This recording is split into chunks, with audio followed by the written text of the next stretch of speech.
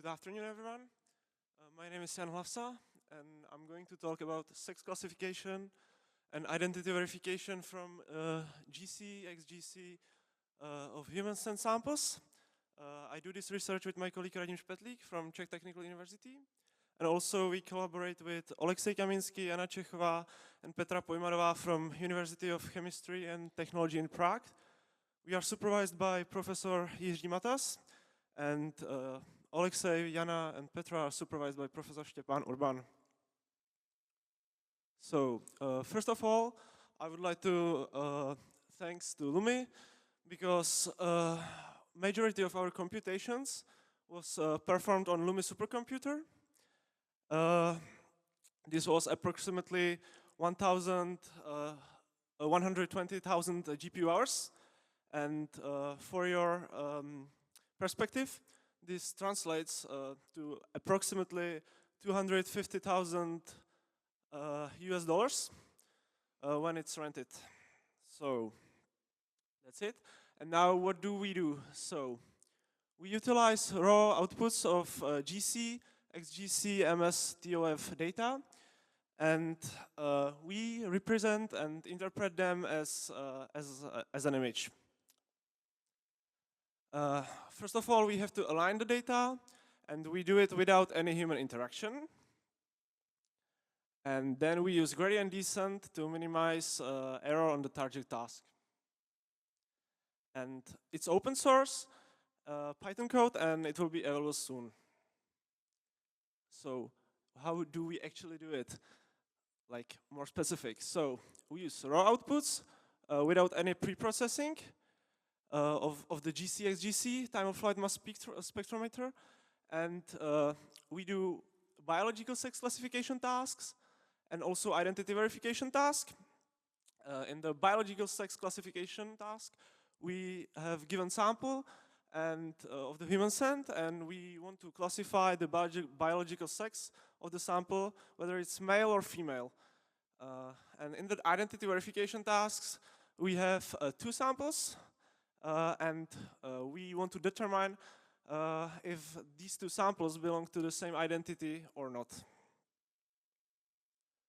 We have raw outputs, as I said, and they are not preprocessed by any software. They are raw, and we represent them as 3D tensors, where first dimension is the mass spectrum, which is 800. Then we have first retention time dimension, that is about 500, and the third dimension is second retention time, which is 2000. So our one data is about 4 gigabytes, and we have total 2,528 samples from 252 identities. And for our purposes, we split the data into training and validation set. It was proportion 80:20, and all our experiments were run with full data and also some along spectral dimension data. So let me introduce you our pipeline.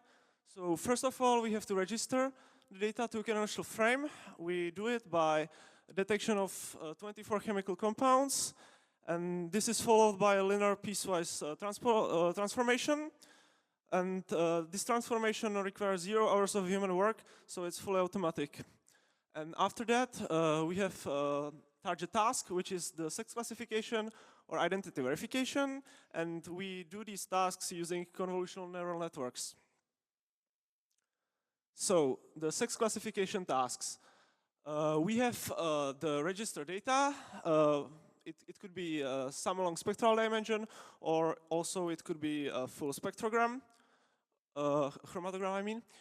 And we took this sample, we feed it to neural network, convolutional, and the output is a single decision value, whether it is man or woman.